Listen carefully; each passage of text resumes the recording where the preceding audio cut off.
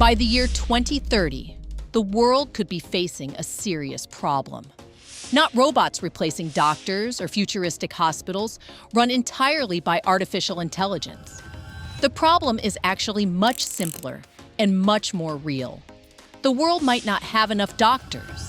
Across developed countries alone, healthcare systems could be short nearly 400,000 physicians. That is not a small gap. That is an entire workforce missing from hospitals, clinics, and emergency departments. And if that number sounds dramatic, the truth is we are already seeing the warning signs. Patients are waiting months for specialist appointments. Emergency rooms are overcrowded. Hospitals struggle to fill staff schedules. Our doctors are working longer hours than ever before. And burnout has become so common that many physicians now describe it as part of the job rather than an exception. So naturally, healthcare leaders and policymakers have started asking a difficult question. What if some of the work traditionally done by doctors could be handled by someone else? More specifically, nurses. Now, before anyone panics, this does not mean hospitals are planning to replace doctors entirely. Nobody is suggesting that nurses should suddenly start performing heart surgery or complex brain operations. But there are many areas of medicine where the lines between different healthcare roles are starting to shift. And interestingly, research suggests that in certain situations, nurses can perform some clinical roles just as effectively as physicians. So the real question becomes this: are nurses replacing doctors, or are healthcare systems simply adapting to a massive workforce shortage? To understand why this debate even exists, we first need to zoom out and look at the bigger picture. Healthcare demand is rising faster than ever before. One major reason is that people are living longer. Modern medicine has extended life expectancy in ways that would have seemed impossible just a few generations ago. But living longer often means living longer with chronic disease. Conditions like diabetes, heart disease, high blood pressure, asthma, and cancer require long-term care. These conditions are rarely solved in a single hospital visit. Instead, they require regular monitoring, medication adjustments, follow-up appointments, and ongoing support. In other words, they require time. A lot of time. At the same time, the number of trained doctors is not increasing fast enough to keep up with this growing demand. Becoming a physician is not a quick process. First comes medical school, then internship, then residency training, where doctors specialize and gain hands-on experience. For many specialties, there is additional fellowship training after residency. By the time a doctor becomes fully trained and independent, it can easily take 10 years or more. That means even if governments doubled medical school seats tomorrow, those new doctors would not enter the workforce for nearly a decade. Healthcare systems simply cannot pause patient care for 10 years while waiting for more doctors to graduate. So policymakers started exploring something called task substitution. Task substitution is exactly what it sounds like. Certain medical responsibilities are shifted from physicians to other trained healthcare professionals. In most cases, that means nurses. And this idea is not just theoretical. Researchers have actually studied it in detail. A major research team led by Michelle Butler conducted a large, systematic review through the Cochrane collaboration. For anyone unfamiliar, Cochrane reviews are considered some of the most reliable summaries of medical evidence. The researchers analyzed 82 randomized clinical trials conducted across 20 countries. Their goal was simple: what actually happens when nurses take over certain roles that doctors traditionally perform? Not opinions, not assumptions, real patient outcomes. The researchers looked at several key factors, including mortality rates, patient safety events, clinical outcomes, healthcare costs, and patient satisfaction. And when the results came in, many experts were surprised. The first and most serious question researchers asked was about mortality. In simple terms, Do patients die more often when nurses replace doctors in certain clinical roles? Across 19 randomized trials, the answer was no. Patients treated primarily by physicians had a mortality rate of about 4.8%, while patients treated primarily by nurses had a mortality rate of about 5.0%. Statistically speaking, that difference is extremely small and not considered meaningful. In other words, survival outcomes were essentially the same. And because these studies were randomized trials, the comparison was fair. Patients were randomly assigned to different care models, so the argument that nurses only see easier patients does not really apply here.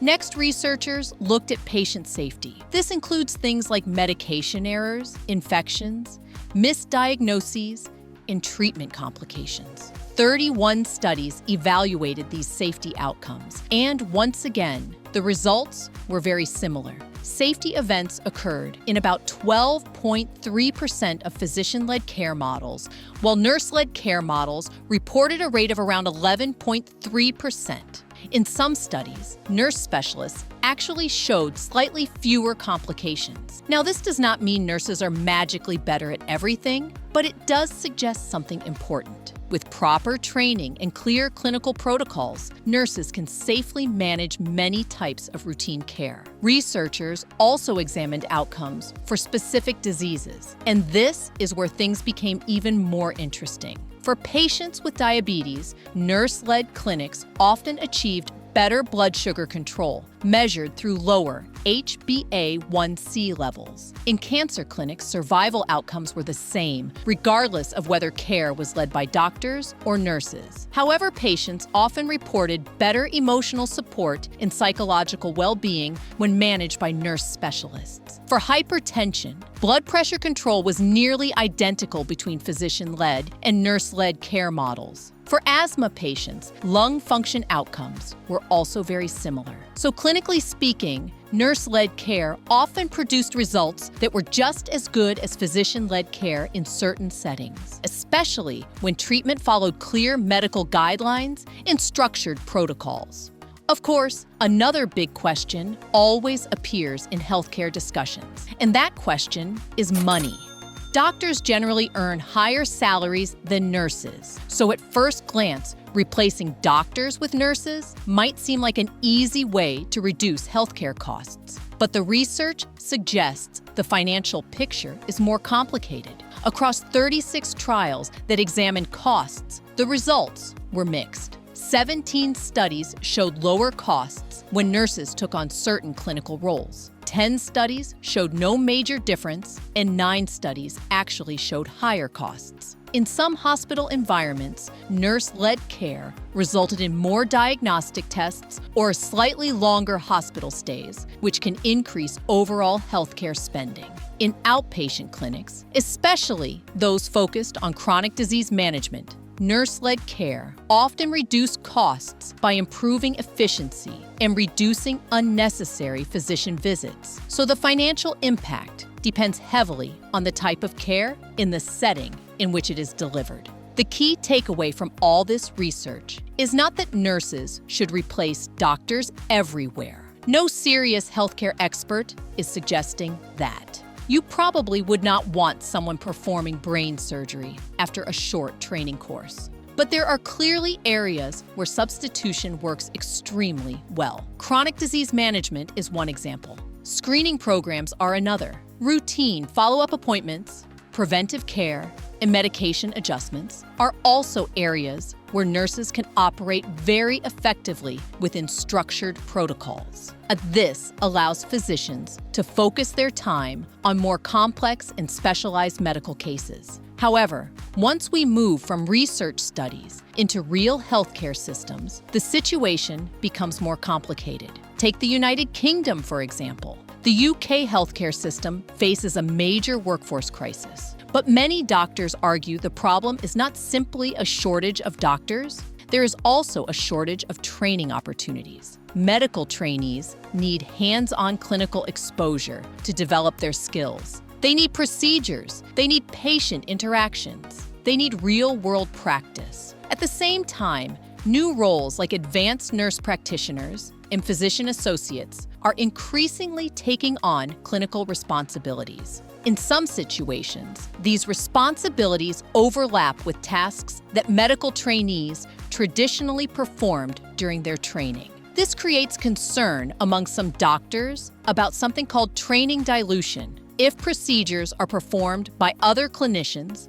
medical trainees may lose valuable opportunities to gain experience. And without those experiences, it becomes harder to train the next generation of physicians. Canada presents a different but equally frustrating situation. The country faces a severe shortage of family doctors, and millions of Canadians do not have access to a regular primary care physician. Yet Canada only has 18 medical schools, and the number of training positions is limited. Every year, thousands of Canadian students who cannot secure a place in domestic medical schools go abroad to study medicine. And many of them train in countries like Ireland, the United Kingdom, Australia, or Caribbean medical schools. Most of these students fully intend to return to Canada and practice medicine in their home country. But when they attempt to return, they often face major licensing barriers. They must pass national exams and compete for a limited number of residency positions. Many are unable to secure a training spot and therefore cannot practice in Canada, even though they are Canadian citizens with medical degrees. As a result, many of these doctors end up practicing in other countries instead. Australia and New Zealand have become major destinations for international medical graduates, including Canadians who are unable to secure residency positions back home. So while Canada struggles with a shortage of physicians, many Canadian-trained doctors are working in completely different healthcare systems. Situations like this raise an important question. Is the global doctor shortage really about not having enough doctors, or is it about how healthcare systems manage training, licensing, and workforce planning? The research clearly shows that nurse-led care can work extremely well in certain clinical settings, but it also raises a deeper question about whether healthcare systems are addressing the root cause of the problem or simply applying temporary solutions, because the demand for healthcare is not slowing down anytime soon. Populations will continue to age, chronic diseases will continue to rise, and medical care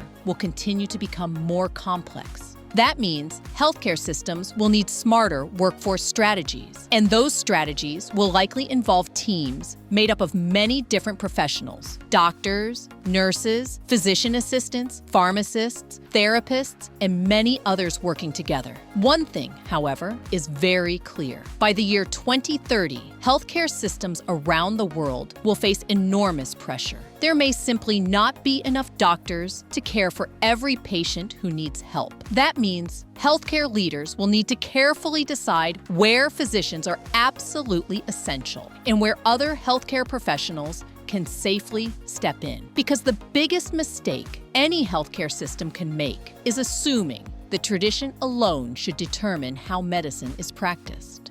Just because something has always been done a certain way does not mean it is the best way moving forward. Healthcare is evolving, and the workforce will need to evolve with it. But now, we want to hear from you. Do you think nurses should take on more responsibilities traditionally handled by doctors, or do you think physician-led care should always remain the standard? Let us know your thoughts in the comments below. And if you found this video interesting, make sure to like the video and subscribe to the channel for more discussions about the future of healthcare and medicine.